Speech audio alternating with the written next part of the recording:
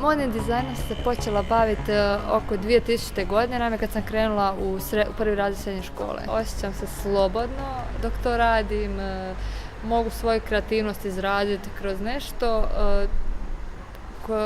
te tu svoju kreativnost mogu u biti približiti drugim ljudima i u biti kad vidim svoju torbicu ili neki odjevni predmet na nekom drugom čini me sretnom i ispunjavom.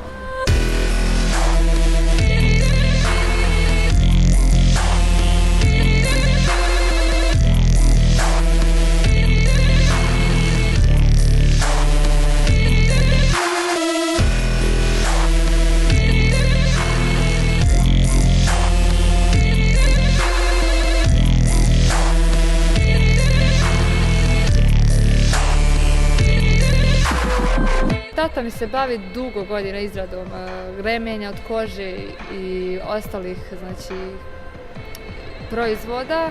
Te sam razmišljala uopće šta uraditi od te tolike kože, što napraviti od toga, a on je usto imao sav alat i pribor za to, tako da sam odlučila da bih ja mogla napraviti nekoliko torbica i tako sam krenula.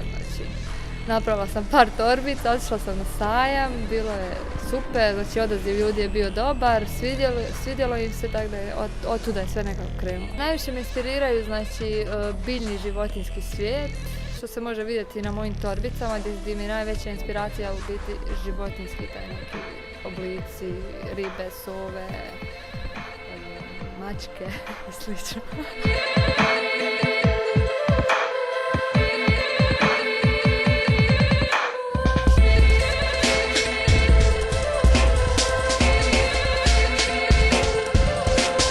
Površinu apliciram sitne dijelove te s time formiram oblik ribe, oblik sove ili morskog psa.